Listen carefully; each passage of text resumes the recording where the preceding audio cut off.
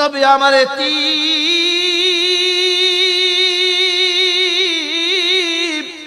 জন্মের আগে বাবা মারা গেল, নবীর বাবা নাই। পয়গম্বরের মা 6 বছর বয়সে মাও দুনিয়া থেকে চলে গেল। দাদা ছিলেন বড় আপন, 8 বছর বয়সে দাদাও চলে গেল। পয়গম্বর দুনিয়ার দিক থেকে এতিম হয়ে গেলেন। কে আশ্রয় দিবে? কিন্তু আশ্রয়ের জিম্মাদারি তো নিয়েছেন আমার আল্লাহ। আল্লাহ কেমন যেন পয়গম্বরকে নিজে লালন পালন করার জন্য বাবাকেও নিয়ে গেলেন আগে, মাকেও নিয়ে গেলেন একদম শিশু অবস্থায়, আবার দাদাকেও নিয়ে গেলেন অভিভাবকের জিম্মাদারি পালন করার আগে। কেমন যেন আল্লাহ চাইলেন, ওগো আমার প্যারা হাবিব, আমি শুধু আপনাকে দেখশোনা করে বড় করতে চাই। পৃথিবীর কারো করুণায় আর দয়ায় আমি আপনাকে বড় করব না, একমাত্র আমি রব আমার দয়া আর মায়ায় আপনাকে বড় করতে চাই। এ মুসলমান বন্ধু, এ মুসলমান বন্ধু আমার, গভীর মনোযোগ দিয়ে শুনেন, পর্দার অন্তরালের মাগো ও মা রওশন আলম হাকিম নুরানি হাফিজিয়া মাদ্রাসার পক্ষ থেকে কত সুন্দর ইন্তজাম করেছেন। ইন্তজামিয়া কমিটি কত চমৎকার আয়োজন করেছেন আপনাদেরকে দ্বীনের কথা শোনাইবার জন্য। মায়ার নবীর কথা কি একটু শুনতে মনে চায় না? আমার আপনার নবী, আমার আপনার পেয়ারা নবী কত কষ্ট করেছে। পয়গম্বরকে তায়েফের ময়দানে দুষ্ট যুবকগুলো আঘাত করে, যায়েদ বিন হারেসা 2 হাত এভাবে পেতে দিয়ে পয়গম্বরের সামনে গিয়া দাঁড়ায় আর বলতে থাকে, তায়েফের দুষ্ট যুবকেরা, এ তায়েফের দুষ্ট যুবকের দল, মার যত আঘাত আছে সব আমি যায়েদ ইবনে হারেসার শরীরের মধ্যে মার, আমার শরীরটাকে ঝারঝা ঝারঝা করে দে, ক্ষত বিক্ষত করে দে। কিন্তু যেই শরীরটা বড় পবিত্র, যেই শরীরের মধ্যে মশা মাছি বসে না, যেই শরীরটার হেফাজতের জিম্মাদারি রব নিয়েছেন, এই শরীর মুবারকের মধ্যে আর আঘাত দিস না রে। এই শরীরে আঘাত দিনে পড়ে আল্লাহর আরশ পর্যন্ত কেঁপে যায়, দিস না দিস না। কিন্তু কে শোনে কার কথা? পয়গম্বরকে আঘাতের পর আঘাত দেয়। কিতাবের মধ্যে লিখে, এ পরিমাণ আঘাত করে যে পয়গম্বরের শরীর মুবারক থেকে রক্তগুলো জড়তে জড়তে জড়তে জড়তে পা দিয়ে গড়ায়া গড়ায়া পড়ে যায়। যখন পা দিয়ে পড়ে যায়, পায়ে আর জুতার মধ্যবর্তী জায়গায় পা এবং জুতা একসাথে রক্তের আঠা হয়ে, জুতাগুলো পা থেকে রক্তের কারণে ছুটে না। পয়গম্বর এই উম্মতের জন্য এতটুকু মায়ের যখন খাচ্ছেন, পয়গম্বরকে জিবরিল আমিন এসে বলে, পয়গম্বর আপনি শুধু অনুমতি দেন, তায়েফ শহরে আল্লাহ আমাকে নিয়েছেন, আমি দেখেছি। আল্লাহু আকবার। কেন রে মুসলমান বন্ধু আল্লাহ মানবা না? কেন দ্বীনের উপরে চলবা না? তায়েফে গিয়া দেখো, পাথরের এই পাহাড়গুলো কত উঁচু উঁচু পাহাড়। সেই তায়েফ পাহাড়গুলো জিবরিল আমিন বললেন, আপনি শুধু বলেন, আমি 2 পাহাড়ের মধ্যবর্তী জায়গায় চাপা দিয়া শেষ করে দেই। কিন্তু না না না, আমার আপনার পয়গম্বর বলেন, না জিবরিল, না না না, মারা যাবে না। ওরা আমি নবীকে চিনে না রে জিবরিল, ওরা আমি নবীর পরিচয় জানে না। এ জিবরিল, যদি তুমি এদেরকে 2 পাহাড়ের মধ্যবর্তী জায়গায় চাপা দিয়া মেরে ফেলো, তাহলে আমি ইসলামের কথা বলবো কার কাছে? কোরআনের কথা বলবো কার কাছে? পয়গম্বর দুই হাত উঠায় একটা দোয়া করেছিলেন। পয়গম্বর বললেন, আল্লাহুম্মা হাদি কওমি ফাইন্নাহুম লা ইয়ালামুন। আমার আপনার পয়গম্বর বলেন, তোমার জীবনের সবচেয়ে বেশি ভালোবাসার উপযুক্ত হলো তোমার নবী। এ মুসলমান বন্ধু, আমার আপনার জীবনের সবচেয়ে বেশি যাকে আমরা ভালোবাসতে হবে তিনি হলেন পয়গম্বর। পয়গম্বর জনাবে মুহাম্মদুর রাসূলুল্লাহ সাল্লাল্লাহু আলাইহি ওয়াসাল্লাম আমার আপনার জীবনের সবচেয়ে ভালোবাসার সবচেয়ে মুহাব্বতের পয়গম্বর। এরপরে আর কাউকে বেশি ভালোবাসা যাবে না। হায়াতে সবচেয়ে বেশি ভালোবাসতে হবে আল্লাহ, সবচেয়ে বেশি ভালোবাসতে হবে পয়গম্বর জনাবে মুহাম্মদুর রাসূলুল্লাহ। ঠিক কিনা জোরে বলে? আমাদের নবীকে আমরা ভালোবাসবো, এটা আমাদের জন্য ঈমান। নবীর ভালোবাসা এটা ঈমান। ঈমান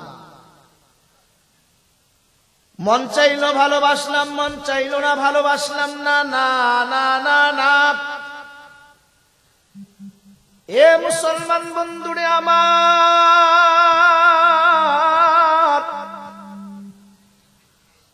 পয়গম্বরকে ভালোবাসা এটা আমার ঈমান। পয়গম্বরের ভালোবাসা ছাড়া মুসলমান হওয়া যায় না। পয়গম্বরের প্রেম আর ভালোবাসা ছাড়া কালেমাওয়ালা হওয়া যায় না। পয়গম্বরের হায়াতের পুরা সময়টা কি আপনার ভালোবাসা লাগবে। পয়গম্বরের দেওয়া যত বিধান আছে সবগুলো বিধান আপনাকে মানা লাগবে। পয়গম্বর যেভাবে বলছেন সেভাবে চলা লাগবে। আমি আপনি পয়গম্বরকে ভালোবাসি আর প্রমাণ হলো পয়গম্বর যা যা বলছেন সেটা আমি মানি। এজন্য পয়গম্বর এক হাদিসের মধ্যে বলেন, ক্বালা রাসূলুল্লাহ সাল্লাল্লাহু আলাইহি ওয়াসাল্লাম, মান যাqa তা'মাল ঈমান রাদিয়া বিল্লাহি রাব্বা ওয়া বিল ইসলামি দীনা ওয়া বিমুহাম্মাদিন নাবিয়্যান ওয়া রাসূলা। পয়গম্বরের ভালোবাসা ছাড়া ঈমান মজবুত হয় না, ঈমান পরিপূর্ণ হয় না। কেহ যদি বলে যে আমি পয়গম্বরকে ভালোবাসি না, তাহলে সে মুমিনই থাকে না। ঠিক কিনা জোরে বলেন? মুমিনই। এজন্য পয়গম্বরকে সাহাবায়ে কেরাম ভালোবাসছেন, নিজের জীবন দিয়ে সবকিছু দিয়ে তারপরে পয়গম্বরকে ভালোবাসা দেখায়া দিছে। মুসলমান বন্ধুরে আমার গভীর মনোযোগ। পয়গম্বরের সাহাবী খলিফা, ইসলামের প্রথম খলিফা হযরত আবু বকর রাদিয়াল্লাহু তাআলা আনহু।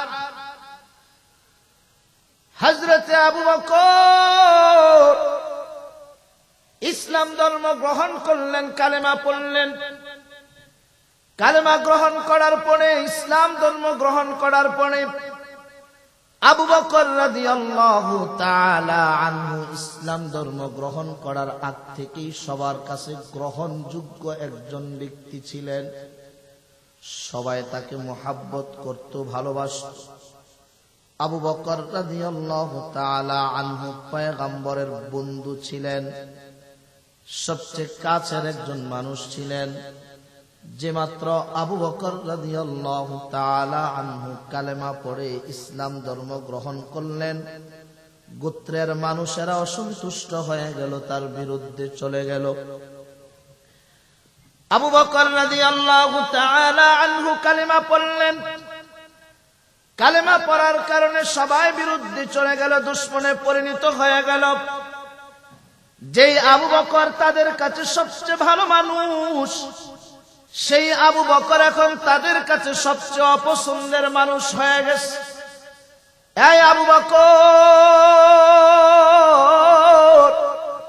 তুমি কেন কালেমা পড়লা?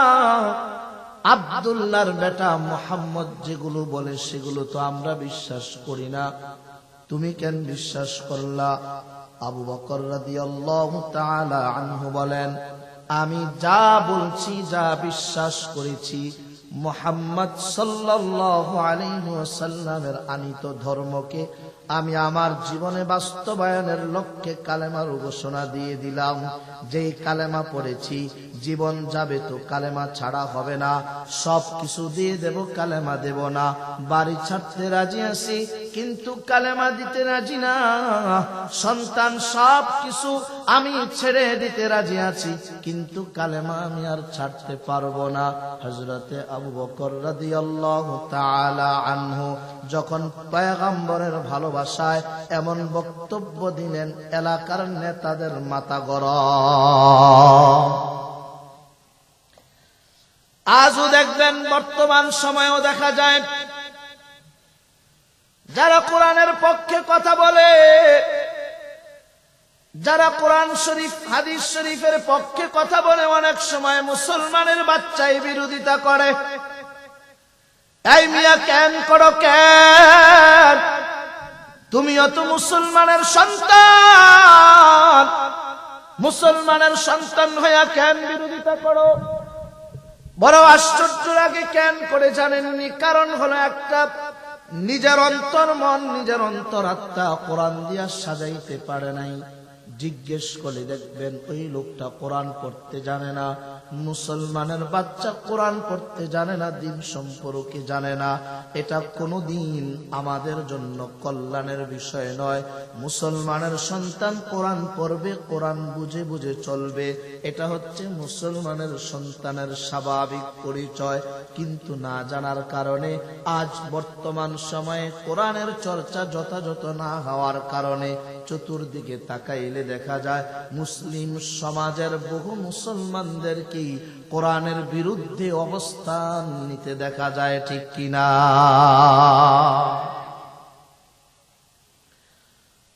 পয়গম্বরের সাহাবী খলিফাতুল মুসলিমিন হযরত আবু বকর, মুসলমান বন্ধুরে আমার গভীর মনোযোগ দিয়া কথাগুলো শুনবেন, বুঝবেন। হযরত আবু বকর রাদিয়াল্লাহু তাআলা আনহু যে মাত্র কালিমার ঘোষণা দিয়া দিলেন, নিজের আপন লোকগুলো হযরতে আবু বকরের বিরুদ্ধে চলে গেল। কয়েকজন এসে ধরাশায়ী করে জমিনের মধ্যে আবু বকরকে ফেলে দিল। আবু বকরকে জমিনের মধ্যে ফেলে দিয়ে বারবার আঘাত করতে লাগলো। আঘাত করতে করতে করতে করতে করতে আবু বকর বেহুশ হয়ে গেল। পয়গম্বরের সাহাবী আবু বকর বেহুশ, হুশ নাই, তিনি বেহুশ অবস্থায় আছে। বর্ণনার মধ্যে লিখে আবু বকরকে কি পরিমাণ তারা আঘাত করেছিল রে বন্ধু! এ পরিমাণ আঘাত করে তার শরীরের উপরে উঠে জুতা দিয়া পাড়ায়া পাড়ায়া আবু বকরকে অসম্মানী করলো। একটাই শুধু কথা, এই আবু বকর, কেন কালিমা পড়লা, কেন কোরআনের ছায়া চলে গেলা? এই কারণে আবু বকরকে বারবার মারতে লাগলো। বাড়িতে খবর পৌঁছে গেছে, আবু বকরের মা দৌড়ে আসছে। আয়েশা দেখে হযরত আবু বকর জমিনের মধ্যে পড়া আছে, বেহুশ অবস্থায়, হুশ নেই।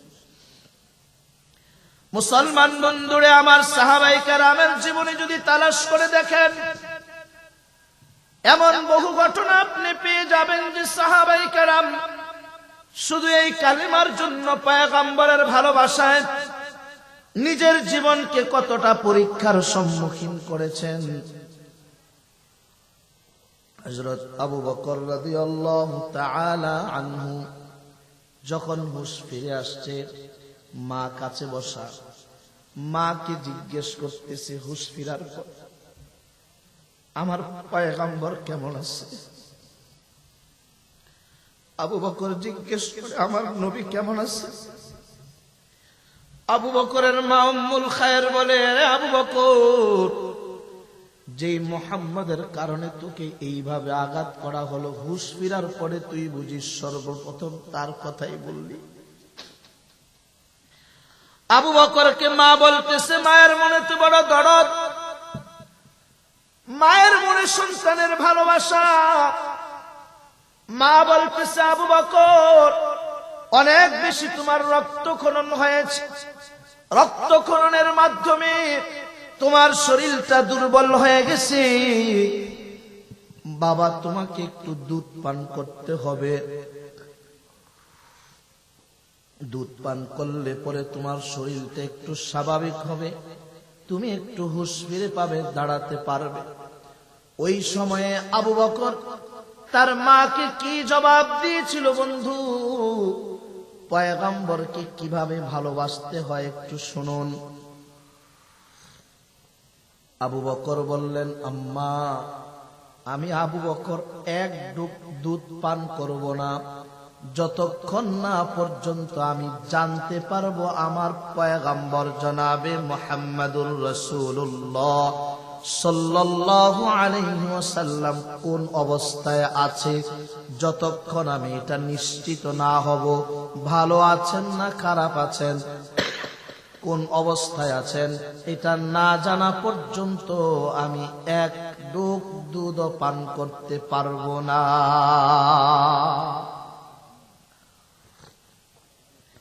তিনি দুধ পান করলেন না। ভালোবাসা, মুহাব্বত, আমার পয়গম্বরকে আক্রান্ত হয়ে এমন কোন অবস্থানে আছেন কিনা যে পয়গম্বরের অবস্থা শোচনীয় অবস্থা, এটা আমি না জানা পর্যন্ত আমি আবু বকর এক ডুব দুধ পান করব না, কোনো ঔষধও খাবো না। শেষ পর্যন্ত আবু বকর রাদিয়াল্লাহু তাআলা আনহুকে অন্যান্য সহচররা ধরে তারপরে তাকে নিয়ে গেলেন, পয়গম্বরের কাছে নিয়ে গেলেন। নিজের চোখে দেখলেন পয়গম্বর ভালো আছে। যে মাত্র দেখলেন পয়গম্বর ভালো আছে, তখন হযরত আবু বকর রাদিয়াল্লাহু তাআলা আনহু ঔষধ গ্রহণ করলেন, দুধ পান করলেন। আমার মুসলমান বন্ধু, পয়গম্বরের প্রতি আমাদের ভালোবাসা, আমাদের মুহাব্বত, আমাদের জীবন উৎসর্গ করে দেওয়া, এটা আমাদের ঈমানের অংশ। যদি প্রয়োজনে কখনো কখনো এমন হয়ে যায় পয়গম্বরের ভালোবাসায় জীবন দিতে হয়, তাহলে আমরা আমাদের পয়গম্বরের জন্য জীবন দিতেও প্রস্তুত আছি, ঠিক কিনা?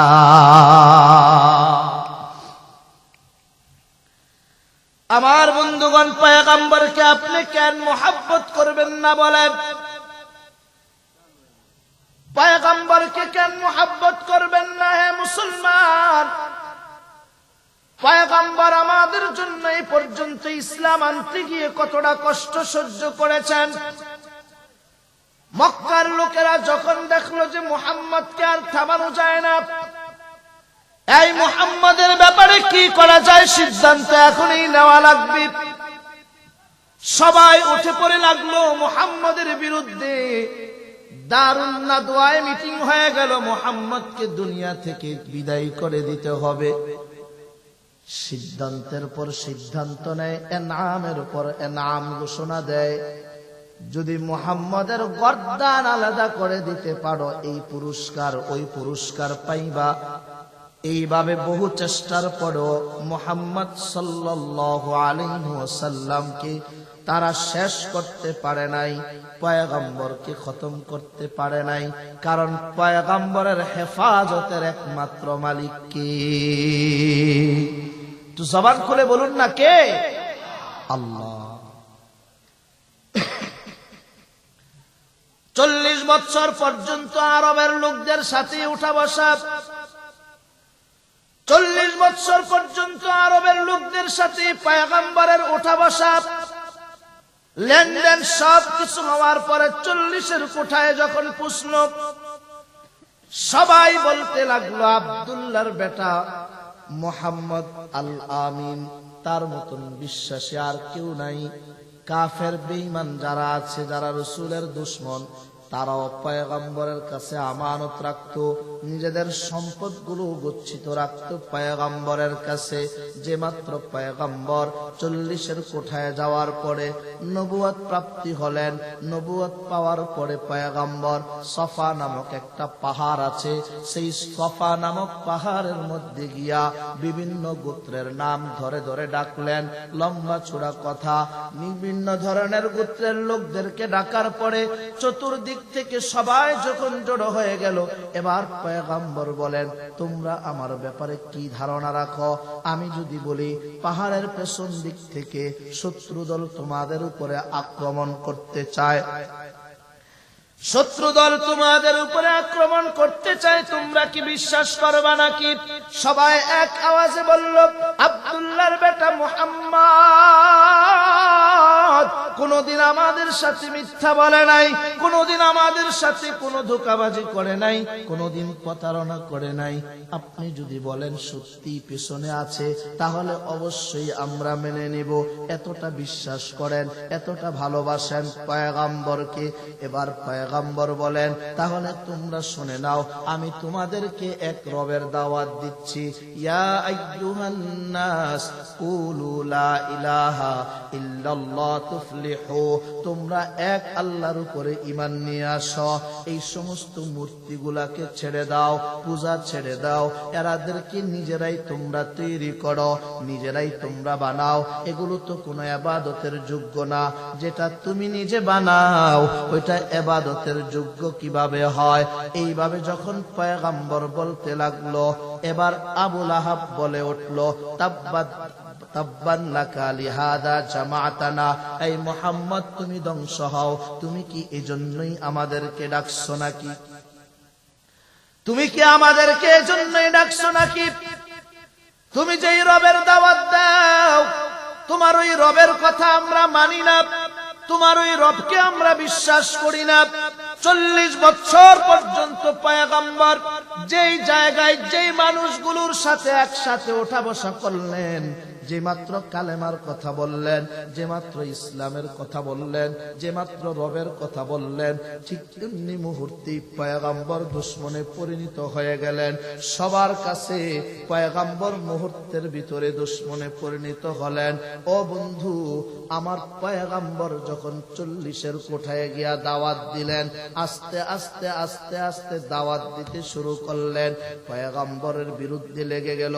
সবার একটাই কথা, আব্দুল্লাহর বেটা মুহাম্মদ পাগল হয়ে গেছে, তাকে থামানো দরকার।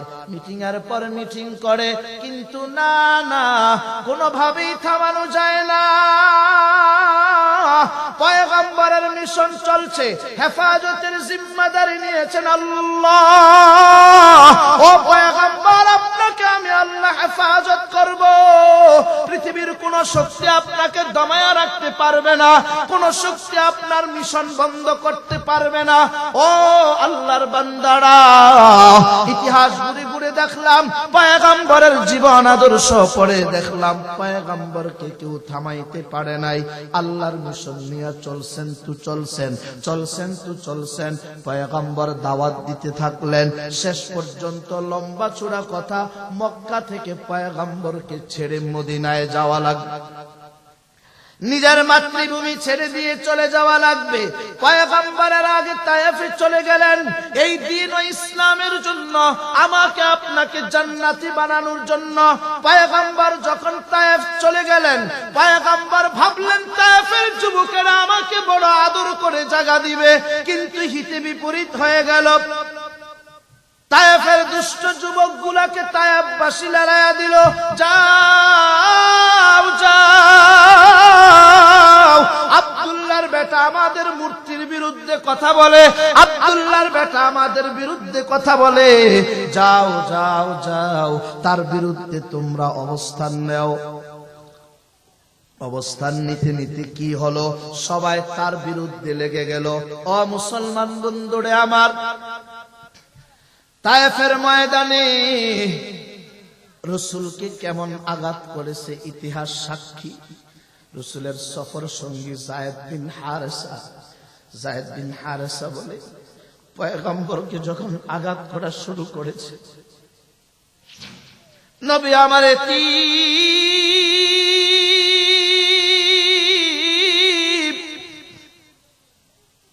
জন্মের আগে বাবা মারা গেল,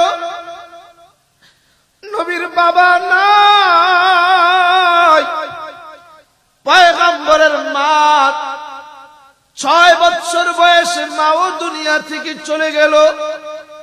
দাদা ছিলেন বড় আপন, 8 বছর বয়সে দাদাও চলে গেল। পয়গম্বর দুনিয়ার দিক থেকে ইতিম হয়ে গেলেন। কে আশ্রয় দিবে? কিন্তু আশ্রয়ের জিম্মাদারি তো নিয়েছেন আমার আল্লাহ।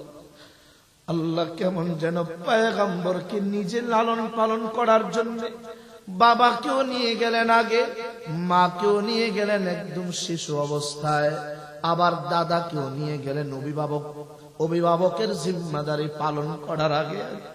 কেমন যেন আল্লাহ চাইলেন, ওগো আমার প্যারা হাবিব,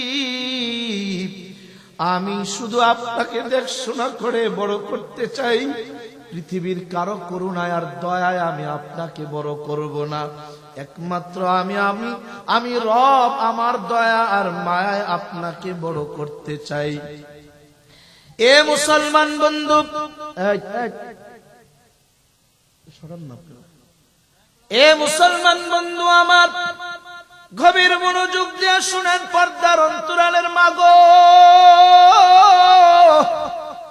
ও মা রওশন আলম হাকিম নুরানি হাফিজিয়া মাদ্রাসার পক্ষ থেকে কত সুন্দর ইন্তজাম করেছেন, ইন্তজামিয়া কমিটি কত চমৎকার আয়োজন করেছেন আপনাদেরকে দ্বীনের কথা শোনাইবার জন্য। মায়ার নবীর কথা কি একটু শুনতে মনে চায় না? আমার আপনার নবী, আমার আপনার পেয়ারা নবী কত কষ্ট করেছে। পয়গম্বরকে তায়েফের ময়দানে দুষ্ট যুবকগুলো আঘাত করে। যায়েদ বিন হারেসা 2 হাত এভাবে পেতে দিয়ে পয়গম্বরের সামনে গিয়া দাঁড়ায় আর বলতে থাকে, তায়েফের দুষ্ট যুবকেরা, এ তায়েফের দুষ্ট যুবকের দল, মার যত আঘাত আছে সব আমি যায়েদ ইবনে হারেসার শরীরের মধ্যে মার, আমার শরীরটাকে ঝারঝা ঝারঝা করে দে, ক্ষত বিক্ষত করে দে। কিন্তু যেই শরীরটা বড় পবিত্র, যেই শরীরের মধ্যে মশা মাছি বসে না, যেই শরীরটার হেফাজতের জিম্মাদারি রব নিয়েছেন, এই শরীর মুবারকের মধ্যে আর আঘাত দিস না রে। এই শরীরে আঘাত দিনে পড়ে আল্লাহর আরশ পর্যন্ত কেঁপে যায়, দিস না দিস না। কিন্তু কে শোনে কার কথা? পয়গম্বরকে আঘাতের পর আঘাত দেয়। কিতাবের মধ্যে লিখে এ পরিমাণ আঘাত করে যে পয়গম্বরের শরীর মুবারক থেকে রক্তগুলো জড়তে জড়তে জড়তে জড়তে পা দিয়ে গড়ায়া গড়ায়া পড়ে যায়। যখন পা দিয়ে পড়ে যায়, পায়ে আর জুতার মধ্যবর্তী জায়গায় পা এবং জুতা একসাথে রক্তের আঠা হয়ে, জুতাগুলো পা থেকে রক্তের কারণে ছুটে না। পয়গম্বর এই উম্মতের জন্য এতটুকু মায়ের যখন খাচ্ছেন, পয়গম্বরকে জিবরিল আমিন এসে বলে, পয়গম্বর আপনি শুধু অনুমতি দেন, তায়েফ শহরে আল্লাহ আমাকে নিয়েছেন, আমি দেখেছি। আল্লাহু আকবার। কেন রে মুসলমান বন্ধু আল্লাহ মানবা না? কেন দ্বীনের উপরে চলবা না? তায়েফে গিয়া দেখো পাথরের এই পাহাড়গুলো কত উঁচু উঁচু পাহাড়। সেই তায়েফ পাহাড়গুলো জিবরিল আমিন বললেন, আপনি শুধু বলেন, আমি 2 পাহাড়ের মধ্যবর্তী জায়গায় চাপা দিয়া শেষ করে দেই। কিন্তু না না না, আমার আপনার পয়গম্বর বলেন, না জিবরিল, না না না, মারা যাবে না ওরা, আমি নবীকে চিনে না রে জিবরিল, ওরা আমি নবীর পরিচয় জানে না। এ জিবরিল, যদি তুমি এদেরকে দুই পাহাড়ের মধ্যবর্তী জায়গায় চাপা দিয়া মেরে ফেলো, তাহলে আমি ইসলামের কথা বলবো কার কাছে, কোরআনের কথা বলবো কার কাছে? পয়গম্বর দুই হাত উঠায় একটা দোয়া করেছিলেন। পয়গম্বর বললেন, আল্লাহুম্মা হাদি কওমি ফাইন্নাহুম লা ইয়ালামুন, আল্লাহুম্মা হাদি কওমি ফাইন্নাহুম লা ইয়ালামুন। পয়গম্বর বলেন, আল্লাহ, আমার এই উম্মত গুলো আমি নবীকে চিনে না বলে আমারে পাথর নিক্ষেপ করে, আমি নবীকে চিনে না বলে আঘাতের পর আঘাত দিয়ে আমার শরীরটাকে জর্জরিত করে দিছে। ও রব, তুমি এদেরকে হেদায়েতের মালা পরায়া দাও, এদেরকে হেদায়েতের দৌলত দিয়া মালামাল করে দাও, এদেরকে হেদায়েতের পতাকা তলে তুমি নিয়ে আসো। পয়গম্বর দোয়া করলেন, ও মুসলমান বন্ধু আমার, আমার আপনার নবী বড় মায়ার নবী, সেই নবীকে আমরা ভালোবাসবো। কেন ভালোবাসবো না? পাথর নবীকে চিনল, গাছপালা নবীকে চিনল। আবু জাহেল হাতের মুঠোর মধ্যে করে কি জানি নিয়ে আসছে। আয়েশা বলে, মুহাম্মদ বলো তো দেখি আমার হাতের মুঠোতে কি আছে। ও মুহাম্মদ, যদি বলতে পারো হাতের মুঠোতে কি আছে, কথা দিলাম কালেমা পড়ে মুসলমান হয়ে যাব। পয়গম্বর বলেন, চাচা আসলেই কি আপনি কালেমা পড়ে মুসলমান হবেন? আবু জাহেল বারবার রাসূলকে পরীক্ষা করে, কিন্তু শেষ পর্যন্ত আবু জাহেল কালেমার দৌলত পায় নাই। কেন? শুধু ক্ষমতা আর নেতৃত্বের লোভ থাকার কারণে তাকে দ্বীন ও ইসলামের এই মহা সৌন্দর্য থেকে চিরতরে বঞ্চিত করে দিয়েছে। হাতের মুষ্টিতে করে নিয়ে আসলে, এসে বলল, মুহাম্মদ বলা। এ মুসলমান বন্ধু, গভীর মনোযোগ দিয়া কথাগুলো শুনবেন, বুঝবেন।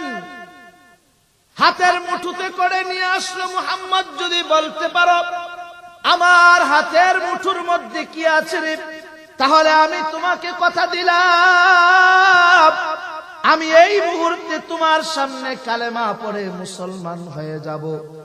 পয়গম্বর বললেন, চাচা যান, সত্যি কি বলতেছেন? কারণ এর আগেও তো আপনি আপনার ওয়াদা খেলাফ করেছেন। পয়গম্বরের জন্য গর্ত খনন করেছে যেন পয়গম্বর গর্তের মধ্যে পড়ে মারা যায়, কিন্তু রসুল যেখানেই যায় না কেন রসুলের সাথে কে আছে? জোরে বলেন। এই মিয়া, আরো জোরে বলেন কে? আরো জোরে বলেন। পয়গম্বর বুঝে না, বুঝতেও চায় না অনেকে, মনে করে হুজুররা মনে হয় এমনি চিল্লায়। না না না না না বন্ধু, হুজুররা এমনি চিল্লায় না, এমনি চিল্লায় না। হুজুররা দরদ নিয়ে কথা বলে, কোরআনের কথা বলে। আপনি যদি বলেন দুনিয়াটাই স্থায়ী, তাহলে আমি বলবো চলুন আমি আপনার মতো হয়ে গেলাম।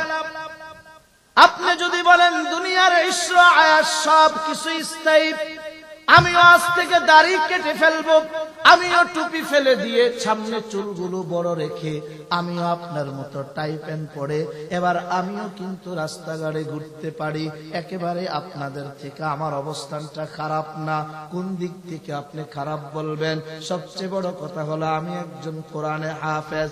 এই অন্তরটায়, এই দিলের ভিতরে যদি আমি 30 পারা কোরআন আল্লাহ তাআলার মেহেরবানিতে রাখার মতন সেই সৌভাগ্য অর্জন করতে পারি, আপনাদের দুনিয়ার 9, 6, 12, 13 এগুলো আমাদের জন্য কোনো ব্যাপার না, ঠিক কিনা জোরে বলেন।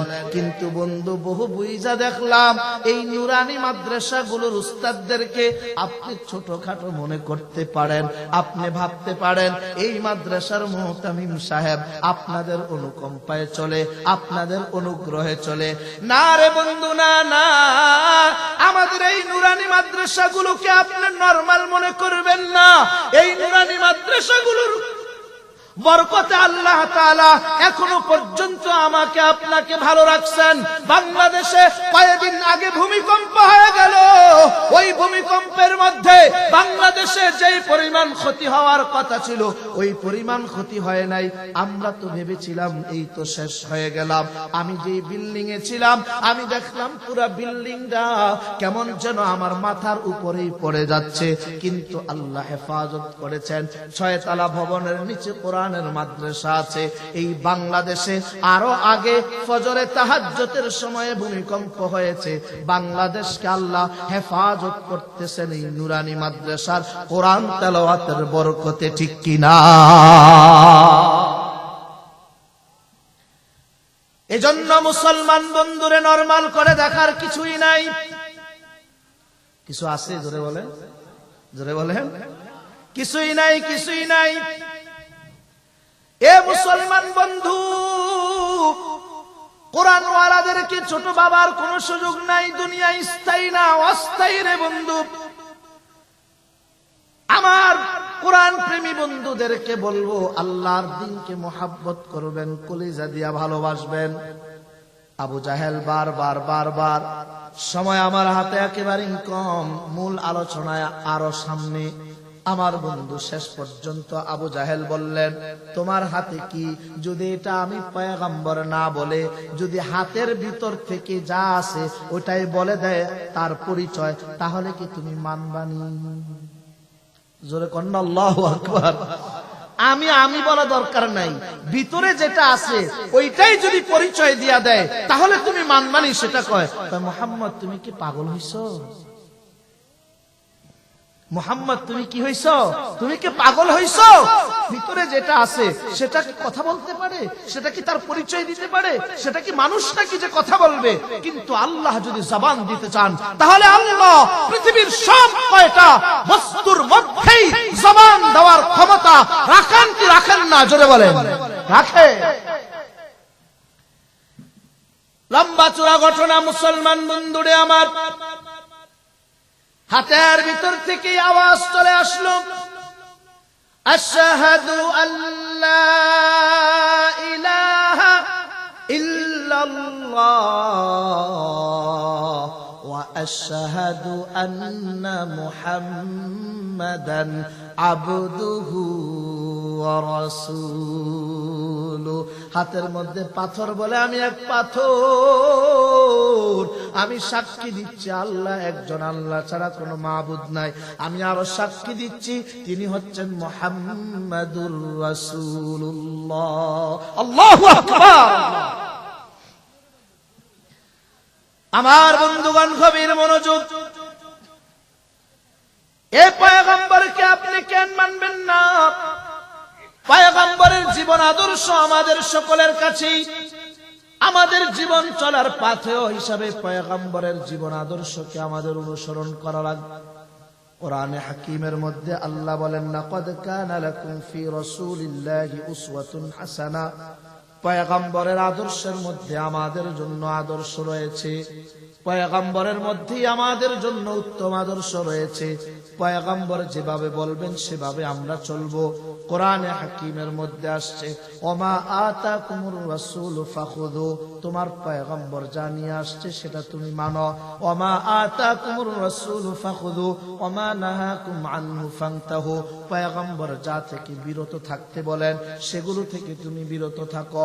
ও মুসলমান বন্ধু, আপনি আর আমি পয়গম্বরকে ভালোবাসি। প্রমাণ হবে কিভাবে?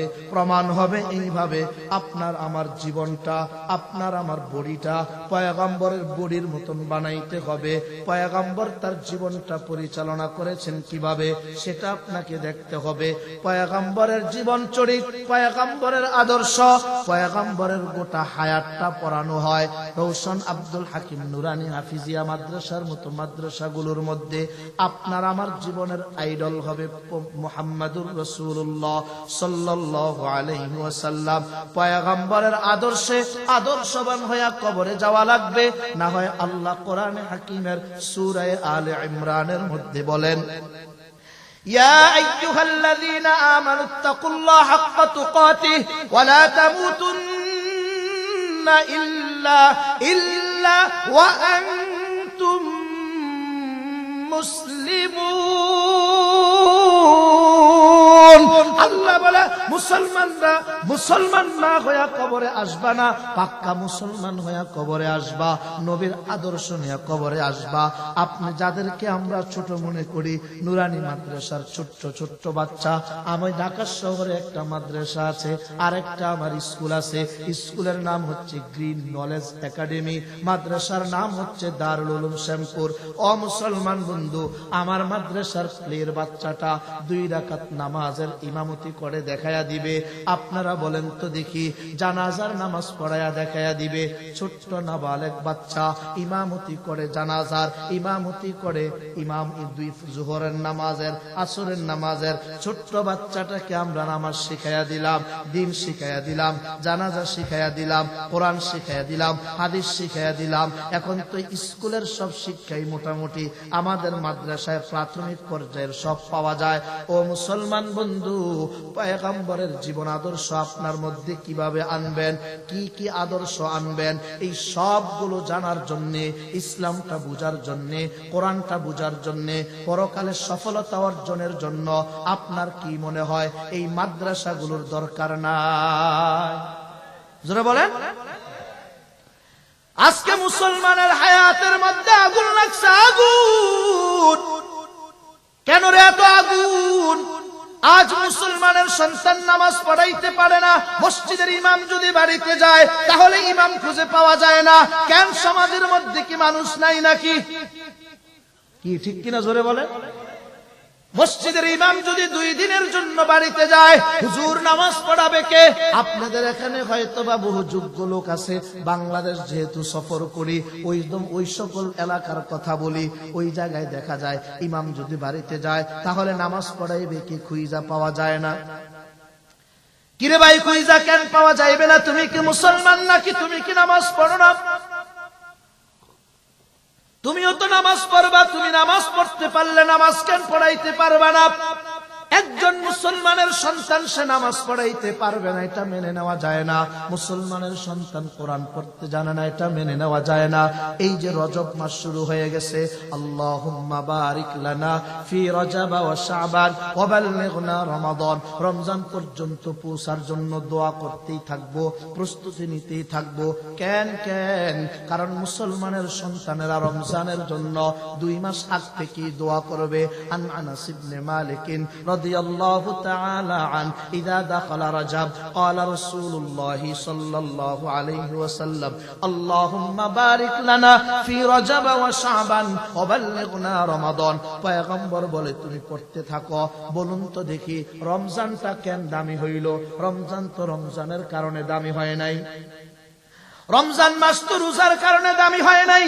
আল্লাহ কোরআনে হাকিমের মধ্যে কত সুন্দর বলেন, সূরাতুল বাকারা, সূরা বাকারার মধ্যে রব বলেন, শাহরু রমাদানাল্লাযী উনজিলা ফীহিল কুরআন। আল্লাহ বলেন এই মাসে কোরআন অবতীর্ণ করা হয়েছে, এজন্য এই মাসের এত দাম। এবার বলুন তো দেখি মুসলমান বন্ধু, গত রমজানে কে কয় খতম কোরআন পড়েছেন? কে কত পৃষ্ঠা কোরআন পড়েছেন? আজকে এমনও আছে, আমার জানা মতো এমন বহু মানুষ আছে আমার এলাকায়, বছরকে বছর চলে যায়, কোরআনটাকে একবারও ধরে না। অথচ রাসূলের আদর্শ বলে, আমার উম্মত, আমি তায়েফের ময়দানে মার খাইলাম, আমি উহুদের ময়দানে দাঁত শহীদ করলাম, শুধু তোর জন্য, তোকে জান্নাতে নেওয়ার জন্য। আমার উম্মত রে, আমি যা নিয়ে আসছি সেটা তুই ধর। আমি কোরআন রেখে গেলাম, সুন্নাহ রেখে গেলাম, তুই কোরআনটা ধর, সুন্নতটা ধর। যদি কোরআন তুমি ধরতে পারো, সুন্নত যদি তুমি ধরতে পারো, পৃথিবীর কোনো শক্তি নাই তোমাকে কোনোভাবে দুর্বল করে ফেলতে পারে। কিন্তু বড় আফসোসের বিষয় হলো, আজ মুসলমানদের মধ্যে কোরআনের শিক্ষা নাই। আজ মুসলমানের সন্তান কোরআন পড়তে জানে না, যার কারণে মুসলমানের সন্তান হওয়ার পরেও তার নিজস্ব ঐতিহ্য, তার নিজস্ব সম্মান সে ধরে রাখতে পারে না। মুসলমানের সন্তান হওয়ার পরেও ইসলাম ও কোরআনের হাদিসের বিরুদ্ধে কথা বলে, আসে না না। পয়গম্বরের আদর্শ আপনি শিখবেন, মাদ্রাসায় আসুন। এ মুসলমান বন্ধুরে, মাদ্রাসায় আইসা আপনি দেখেন আমাদের সন্তানগুলোকে বলেন ঘুমের সময় কোন দোয়া পড়ার আগে। এই মাদ্রাসার ছাত্ররা প্রদর্শনী দেখাবে কিনা আমার জানা নাই। মাদ্রাসার ছাত্ররা নুরানির বাচ্চাটাকে আপনি জিজ্ঞেস করবেন, বাচ্চা বাবু বলো তো দেখি তুমি ঘুমের সময় কোন দোয়া পড়া লাগে? নবীর জীবন আদর্শ আপনার মধ্যে বাস্তবায়ন করবেন। পড়ুন, আমার মা আমাকে মাদ্রাসায় ভর্তির আগে শিখাইছে। আমরা দুইটা ভাই, আমার বাবা মাদ্রাসায় পড়ায়, আমার মা বড় দিনদার মানুষ, বুজুর্গ মহিলা। আমার মা মাদ্রাসায় আসার আগেই শিখাইছে। আপনিও তো বাবা, পর্দার অন্তরালের মা, আপনিও তো মা, বলুন তো দেখি ঘুমের আগে কোন দোয়া পড়তে হয়? আল্লাহুম্মা বিসমিকা আমুতু ওয়া আহইয়া। ঘুম থেকে ওঠার সময় পড়া লাগে আলহামদুলিল্লাহিল্লাযী আহইয়ানা বা'দামা আমাতানা ওয়া ইলাইহিন নুশুর। নুরানির বাচ্চাদেরকে জিজ্ঞেস করেন, বাবা তুমি বলো তো মসজিদে ঢুকতে কোন দোয়া পড়তে হয়? এই মাদ্রাসার ছাত্র বলে দিবে, গজলে গজলে সুরে সুরে বলে দিবে, আল্লাহুম্মা আফতাহলি আবওয়াবা রাহমাতিক। এবার বলুন তো দেখি বাবা তুমি বলো মসজিদ থেকে বের হওয়ার সময় কোন দোয়া পড়া লাগে? বলে দিবে, আল্লাহুম্মা ইন্নী আসআলুকা মিন ফাদলিক। এবার বলো তো বাবা খাবার শুরুতে কোন দোয়া পড়া লাগে? বিসমিল্লাহি ওয়া আলা বারাকাতিল্লাহ। এবার বলো তো বাবা খাবার শুরুতে দোয়া পড়লে ভুলে গেলে কোন দোয়া পড়া লাগে? বিসমিল্লাহি আউয়ালাহু ওয়া আখিরা। এবার বলো তো বাবা দাওয়াত খাইলে কোন দোয়া পড়া লাগে? আকালা তাআমাকুমুল আবরার ওয়া সাল্লাত আলাইকুমুল মালাইকা ওয়া আফতারু ইনদাকুমুস সাইমুন। মুসলমান সাক্ষাৎ হবে, পয়গম্বর বলে সালাম দাও, আসসালামু আলাইকুম ওয়া রাহমাতুল্লাহি ওয়া বারাকাতুহু। এবার মুসাফা করবে, পয়গম্বর বলে পড়ো। কি সুন্দর! মুসলমান সাক্ষাৎ হইলেই বলবে আসসালামু আলাইকুম। কি পয়গম্বরের শিক্ষা! বলে তুমি আল্লাহ তোমার উপরে শান্তি বর্ষণ করুক, আল্লাহ তোমাকে শান্তি দিয়া ভরপুর করে দেখ। ইসলামের শিক্ষাটা আপনি একটু শিখেন। আপনি তো কোনোদিন বুঝেন নাই সূরা ফাতিহার তরজমা কি সেটাও আপনি জানেন নাই। আপনার কোরআনের প্রতি মায়া কোত্থেকে হবে? আপনার কোরআনের প্রতিষ্ঠানের প্রতি মায়া কোত্থেকে হবে? একটু তো বুঝার চেষ্টা করুন বন্ধু। এবার আপনি যদি এই বাচ্চাটাকে বলেন, বলো তো দেখি টয়লেটে ঢোকার সময় কোন দোয়া পড়ে? বাচ্চাটা বলে দিবে, আল্লাহুম্মা ইন্নী আউযু বিকা মিনাল খুবুসি ওয়াল খাবাইস। এবার যদি বলা হয় বাবা টয়লেট থেকে বের হওয়ার সময় কোন দোয়া পড়ে একটু বলো তো দেখি? আমার মা শিখায়া দিছে, বাবা শিখায়া দিছে, মাদ্রাসার উস্তাদরা এটাকে বাস্তব রূপ দিয়া দিছে। গুফরানাকা আলহামদুলিল্লাহিল্লাযী আযহাবা আন্নিল আযা ওয়া আফানি। বন্ধু কি বুঝাইতে চাই? হায়াত দিয়েছেন আল্লাহ, হায়াতের হিসাব নিবেন আল্লাহ। কারো 2 দিনের হায়াত, কারো বা 5 দিনের হায়াত, কারো বা 1 সপ্তাহের হায়াত, কাউকে বা আল্লাহ 10 বছর দিবেন। আপনার আমার জানা মতে এলাকায় এমন বহু সন্তান আছে জন্মের 2 দিন পরে মারা গেছে, জন্মের 10 দিন পরে মারা গেছে। ও মুরব্বীরা, আপনারা তো আমার থেকে আরো বেশি জানবেন। দাড়ি তো সাদা হয়ে গেল, চামড়াও তো ঢিলা হয়ে গেল, এখনো তো আপনার মধ্যে দিনের সেই বুঝ আসে নাই। আর কবে আসবে? একটাবার একটু বুঝার চেষ্টা করেন বন্ধুরে আমার। দুনিয়ায় কিন্তু আপনি বেশি দিন থাকবেন না, চলেই কিন্তু যাওয়া লাগবে। 2 দিনের বাচ্চাটা যখন চলে গেছে, এমন 2 দিন আমার হায়াতও অতিবাহিত হয়েছে। দাড়িওয়ালা সাদা মুরব্বীদের হায়াতও কিন্তু অতিবাহিত হয়েছে। ঢাকা শহরের মধ্যে আমাদের এক বড় ভাই, কদিন আগে 9 বছর পরে তার একটা কন্যা সন্তান হয়। 9 বছর পর, 9 বছর পরে কন্যা সন্তান পাওয়ার পরে বাবা মায়ের মনে কত আশা, কত খুশি, কত আনন্দ। কিন্তু 42 দিনের মাথায় দুনিয়া থেকে চলে গেল। আল্লাহ বলে, বান্দা আল্লাযী খালাকাল মাউতা ওয়াল হায়াতা লিয়াবলুয়াকুম আইয়ুকুম আহসানু আমালা। হায়াত সৃষ্টি করেছি আমি, মৃত্যু সৃষ্টি করেছি আমি। আমি শুধু দেখতে চাই, ওয়া মা খালাকতুল জিন্না ওয়াল ইনসা ইল্লা লিয়াবুদুন। 27 নম্বর পারা 2 নম্বর পৃষ্ঠার কত সুন্দর বক্তব্য। কর্তব্য। আল্লাহ বলেন বান্দারে কেন নবী মানবি না, কেন সুন্নাহ মানবি না, কেন তুই আল্লাহর রাসূলের দেওয়া আদর্শ মানবি না, কেন দাড়িগুলা কাইটা ফেলবি, কেন মাথায় টুপি পরবি না? বল পয়গম্বরকে আপনি কেন মানবেন না আমাকে বলেন। এই হায়াত কিন্তু থাকবে না, আমারও কিন্তু 42 দিনের সময় আমারও হায়াতটা অতিবাহিত হয়ে আজ 33 বছর বয়সে আমি উপনীত। ও মুরব্বী বাবা, আপনারা তো এরকম 42 দিন গিয়ে আজকে 60 বছর। আল্লাহ তো চাইলে আপনাকে 42 দিনের মাথায় নিতে পারতেন। আজকে আমরা ক্ষমতা দেখাই, নিজের জীবনে সুন্নত নাই। বডিটার দিকে একটু তাকান। আমার মা আমার বাবা আমার প্রতি বড় ইহসান করেছেন। আজও বাড়িতে আমাদের টিনের ঘরের বন্ধু, বিল্ডিং করতে পারি নাই, আশাও নাই। মানুষ থেকে আত্মসাৎ করে টাকা এনে বিল্ডিং করব না, না, টিনের ঘরে ঘুমাই। এখনো রাত্রিবেলা দেখা যায় অনেক সময় ঠান্ডার সময় ঠান্ডা ঢুকে, কিন্তু বাবার বিরুদ্ধে কোনো অভিযোগ নেই। কোনদিন বলি নাই বাবা, কোনদিন বলি নাই আম্মা, আব্বাজান কেন আমাদেরকে অর্থ সম্পদের মালিক বানাইলো না? না না না, এ মাদারীপুরের মুসলমানদেরকে সাক্ষী রেখে বলে যায় বাবা মায়ের প্রতি কোনো অভিযোগ নাই। কেন কোনো অভিযোগ নাই? কারণ বাবা মা কোরআন ও হাদিসের যেই সম্পদ এই হায়াতের মধ্যে দিয়ে গেছে। আজ কোরআন খুললে পড়তে পারি, তারাবির নামাজ পড়াইতে পারি। আজকে প্রায় 15 বছরের উপরে তারাবির নামাজ পড়াই। বাবা মাঝে মাঝে এসে তারাবি পড়ে, চোখের পানি ছেড়ে ছেড়ে কান্না করে, বড় আনন্দ পায়। আমার ছেলে কোরআন দিয়ে তারাবি পড়ায়, কত মজা লাগে বাবার কাছে সন্তানের তেলাওয়াত। ও বন্ধু, কেন পয়গম্বরের জীবন আপনি গ্রহণ করবেন না বলেন? আপনি বাবা হলেন, মা হলেন, সন্তানকে সব দিলেন, সব দিলেন, কিন্তু আপনার জানাজা আপনার সন্তান পড়াইতে পারবে কিনা আমাকে বলেন। যদি বলেন হুজুর আমার সন্তান আমার জানাজা পড়াইতে পারবে, আমার কোনো অভিযোগ নাই, ব্যাস ঠিক আছে।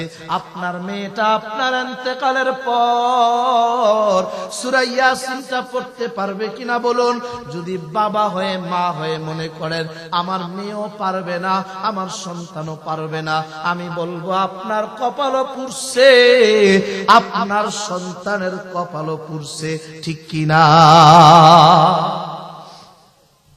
এ মুসলমান বন্ধুরে আমার, দুনিয়ায় তো থাকবেন অল্প দিন, বেশি দিন থাকবেন না। তাকায়া দেখেন ঘরের মধ্যে, আমার বাবা যে ঘরের মধ্যে থাকে ওই ঘরে আমার দাদা থাকতেন। আমার বাবা যে ঘরের মধ্যে আছেন ওই ঘরে আমার দাদা।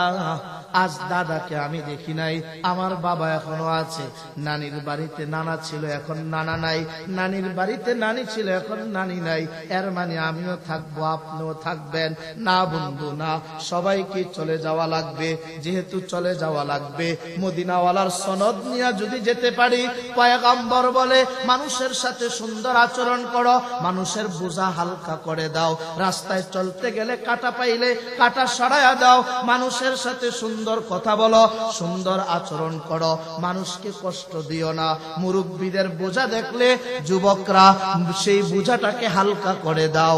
পয়গম্বর বুড়ি মায়ের বোঝা মাথায় নিয়ে কিয়ামত পর্যন্ত সকল উম্মতকে বলে দিলেন, আমি পয়গম্বর যেরকম মাথায় বোঝা নিয়ে ফেললাম, তোমরাও অন্যদের বোঝাগুলো মাথায় উঠায়া নাও। ঝগড়া ফাসাদ করিও না, ভাই ভাই ঝগড়া করিও না।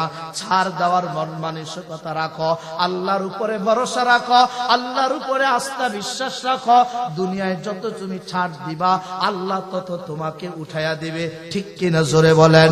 ও মুসলমান বন্ধুরে আমার, দুনিয়ায় যেহেতু থাকাই যাবে না, তাই পয়গম্বরের আদর্শ মানতে হবে।